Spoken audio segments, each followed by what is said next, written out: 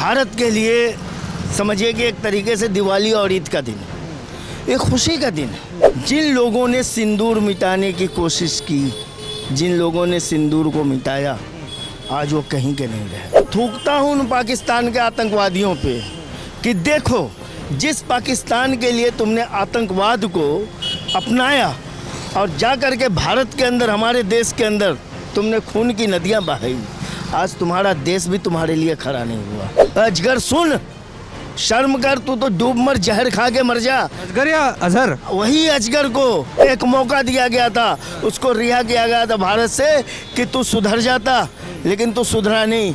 आज क्या बचा तेरे पास? तेरे पूरे ख़ानदान ख़त्म हो गए, लेकिन पाकिस्तान तुझे बचा नहीं पाया, नहीं बचा पाए तुम्हारे ख़ानदान को। अरे थूको अपनी सरकार पे कि तुम्हारे मर जाने के बाद तुम्हें 2 गज ज़मीन भी तुम्हें पाकिस्तान में नसीब न हुई। जिसके लिए तुम मरते हो, जिसके लिए तुम लड़ते हो और जिसके लिए तुम बेगुनाहों का खून बहाते हो, वो भी तुम्हारा नहीं है। आज तुम्हारे लिए यही सबक है कि आज तुम उनको गोली मारो जो तुम्हें आतंकवाद के रास्तों पे भेज करके हमारे मुल्क में, भारत के अंदर जो है नफरत और जहर घोलने का काम करते हैं। तब तक मारेंगे कि जब तक कि तुम लोग खुद हथियार उठा करके अपनी सेना, अपनी सरकार का सफाया न कर दो। नमस्कार, मैं शिवम चौबे और आप देख रहे हैं सौगंध टीवी, जिसका पूरे देशवासियों को बेसब्री से इंतज़ार था। आखिर वो क्षण आ गया। जी हाँ, भारत ने पाकिस्तान में घुसकर उसको उसकी औकात दिखा दी। जिस चीज़ का इंतज़ार पूरे देशवासी कर रहे थे, सरकार से लगातार मांग कर रहे थे कि पाकिस्तान को उसी की भाषा में जवाब देना चाहिए, कहीं ना कहीं वो कदम उठाया। मिशन सिंदूर के तहत भारतीय सेना ने एक ऑपरेशन किया, जिसके ज़रिए पाकिस्तान में अलग अलग जगह पर एयर मिसाइल ड्रॉप की गई, एयर अटैक किया गया। अब जनता से जानेंगे सर, जिसका पूरे देशवासियों को बेसब्री से इंतजार था, आखिर पाकिस्तान जो कि बहुत ही कायर और कह सकते हैं 2 कौड़ी का देश है, उसको उसकी औकात दिखा दी गई। क्या कहना चाहेंगे? भाई खुशी आज भारत के लिए समझिए कि एक तरीके से दिवाली और ईद का दिन है, एक खुशी का दिन है। और ऑपरेशन सिंदूर, देखिए कि हमारी सेना ने नाम क्या रखा, ऑपरेशन सिंदूर। जिन लोगों ने सिंदूर मिटाने की कोशिश की, जिन लोगों ने सिंदूर को मिटाया, आज वो कहीं के नहीं रहे। हमें तो खुशी इतनी हुई, और मैं थूकता हूँ उन पाकिस्तान के आतंकवादियों पे कि देखो, जिस पाकिस्तान के लिए तुमने आतंकवाद को अपनाया और जा कर के भारत के अंदर, हमारे देश के अंदर तुमने खून की नदियां बहाई, आज तुम्हारा देश भी तुम्हारे लिए खड़ा नहीं हुआ, तुम्हारा देश भी तुम्हारे परिवार को नहीं बचा पाया। अजगर सुन, शर्म कर, तू तो डूब मर, जहर खा के मर जा। अजगर या अजहर? वही अजगर को, उसी अजगर को जिसे एक मौका दिया गया था, उसको रिहा किया गया था भारत से कि तू सुधर जाता, लेकिन तू सुधरा नहीं। आज क्या बचा तेरे पास? तेरे पूरे ख़ानदान ख़त्म हो गए, लेकिन पाकिस्तान तुझे बचा नहीं पाया, नहीं बचा पाए तुम्हारे ख़ानदान को। अब तुझे जिंदा इसलिए रखा कि तू देख सके अपनी आंखों से, और तू तिल तिल कर देख देख करके तू मर कि तूने किया क्या था। ऐसे ही हाफिज का तेरा भी होगा, घबरा मत, अभी तो पहला निशाना तू है ना। अभी तो सारे ऐसे ही मारे जाएंगे, सारे ऐसे ही मारे जाएंगे। और उस पाकिस्तान आतंकवादियों को एक संदेश है हमारी तरफ से, आपका चैनल शायद पाकिस्तान तक पहुंच जाए, लोग देखते होंगे। अरे थूको अपनी सरकार पे कि तुम्हारे मर जाने के बाद तुम्हें 2 गज ज़मीन भी तुम्हें पाकिस्तान में नसीब न हुई। तुम कसाब को अपना न सके कि मेरा था, वो कसाव को भी मिट्टी वो जो है कि भारत में मिली। तो शर्म आनी चाहिए तुम लोगों के लिए कि जिसके लिए तुम मरते हो, जिसके लिए तुम लड़ते हो और जिसके लिए तुम बेगुनाहों का खून बहाते हो, वो भी तुम्हारा नहीं है, वो भी तुम्हारा नहीं है।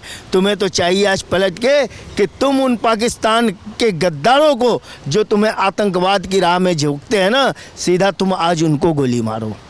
आज तुम्हारे लिए यही सबक है कि आज तुम उनको गोली मारो जो तुम्हें आतंकवाद के रास्तों पे भेज करके हमारे मुल्क में, भारत के अंदर जो है नफरत और जहर घोलने का काम करते हैं। जो हमारे मुल्क में तुम आतंकवादी गतिविधियों को अंजाम देते हो ना, तो तुम्हारा देश भी तुम्हारे लिए नहीं है, तो तुम्हारा हिमायती नहीं। आज तुम्हें समझ जाना चाहिए, आज जितने भी आतंकवादी बचे हुए हैं ना, उनको भी आज समझ जाना चाहिए कि बच्चों के कोई नहीं, बचोगे कोई नहीं। कर मारेंगे। चुन चुन के मारेंगे, गिन गिन के मारेंगे, रोज मारेंगे।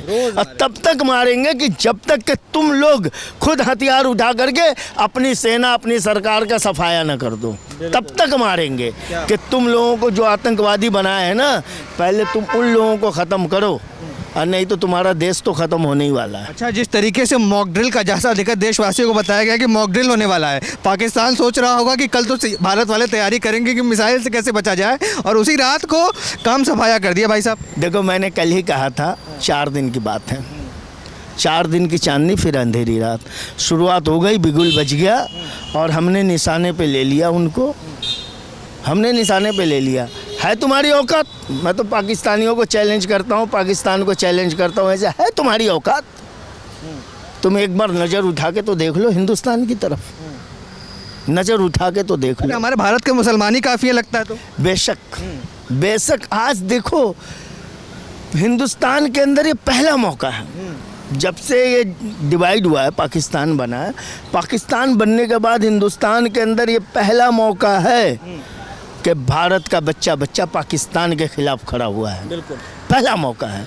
इससे पहले कभी ऐसा मौका नहीं आया था कि लोग पाकिस्तान के खिलाफ मुखर होकर के इतनी इससे बोले, लेकिन आज देश का बच्चा बच्चा पाकिस्तान के खिलाफ में खड़ा है।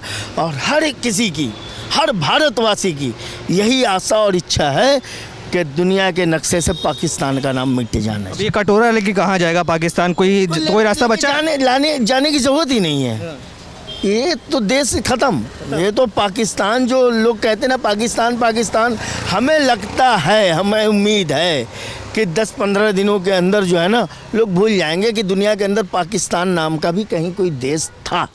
एक था पाकिस्तान, भूल जाएंगे लोग। ये बांग्लादेश, ये पाकिस्तान, ये POK, ये सारे जो देश है ना, जो छोटे मोटे जो चिल्लर की तरह जो उछल कूद रहे हैं ना, इन सब का विलय भारत में होगा। और एक तिरंगे के नीचे इनको आना पड़ेगा।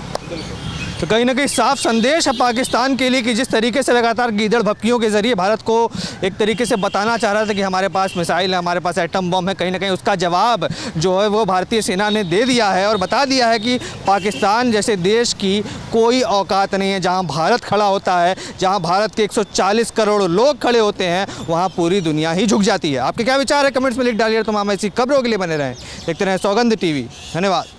आप देख रहे हैं सौगंध TV, सौगंध वतन की।